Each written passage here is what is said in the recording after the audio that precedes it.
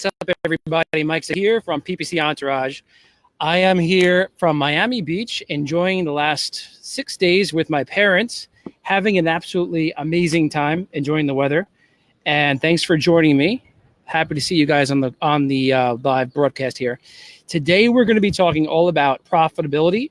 We're going to talk about, is your Amazon business actually profitable? At the end of the day, are you making money?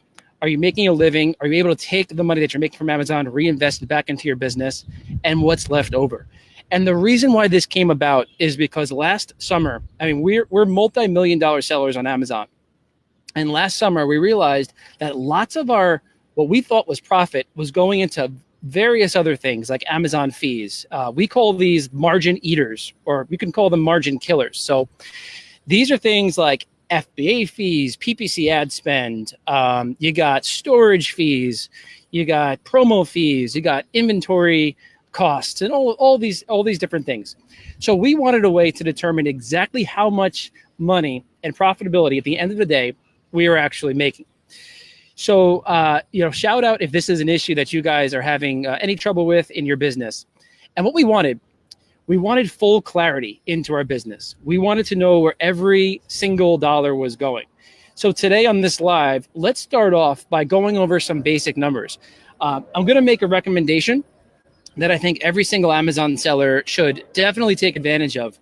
There's a book called Profit First for E-commerce Sellers by Cindy Thomason.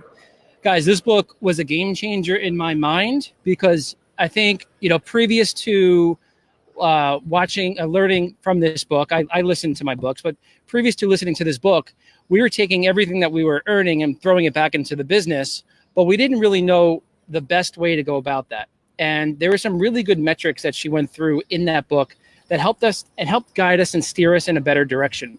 So Profit First by Cindy Thomason, basically general gist of a part of that book is to shoot for about 30% net profit margins, 30%, okay? So we're gonna go over that on this live and go over some simple strategies that you can take to position yourself to get to that 30% or higher. Obviously, the higher, the better. So the first thing, know what's considered a good net profit margin. Obviously, we just said that's 30% or higher. Now, not all of my products are 30% or higher, and I'm gonna share with you guys what we do in that scenario. But first, you wanna determine the gross profit margin. So let's take your top line sales and assume that's $10,000. You're making $10,000 in that month. And let's say you have $5,000 in FBA fees. Those are the margin eaters that I talked about.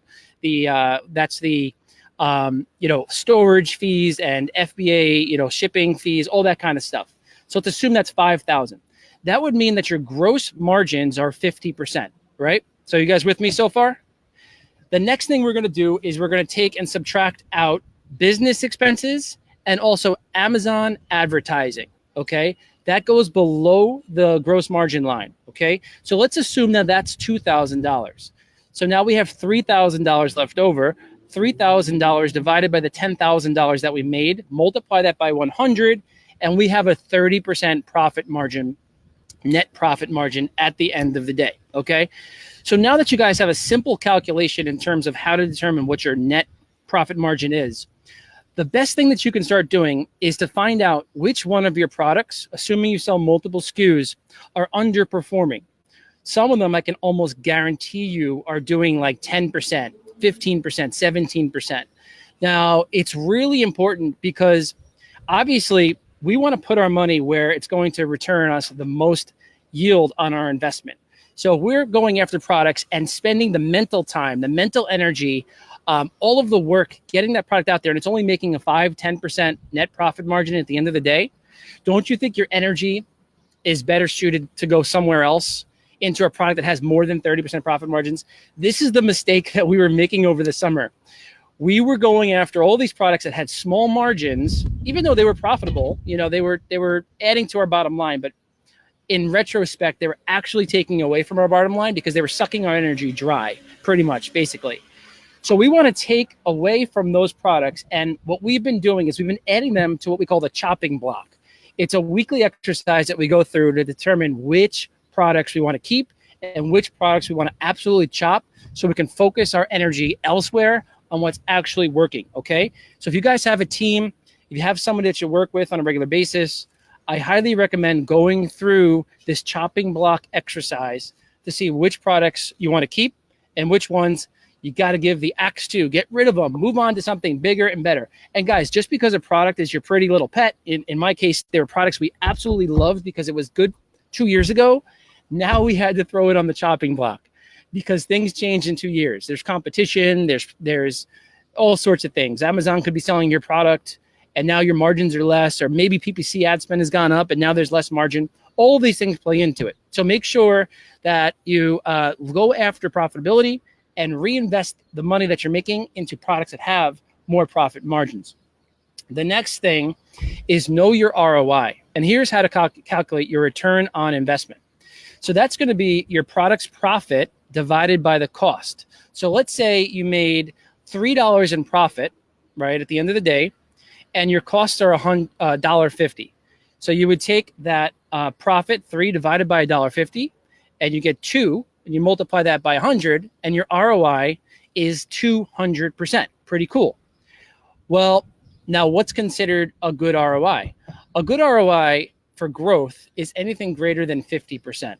If you're going for products that are less than 50%, it's going to be harder to get the cash flow that you need to throw it back into your business to buy more inventory. So things that are more than 50%, we want to sort of, slowly start to get to that 100% ROI over time, because that's when you can start to really plow that money back into inventory and then have some left over to pay yourself at the end of the day. Because at the end of the day, it's all about how much money you're keeping in your wallet, in your pocket, and also things like reinvesting into your business and raising the value of your business so that you could one day sell that business.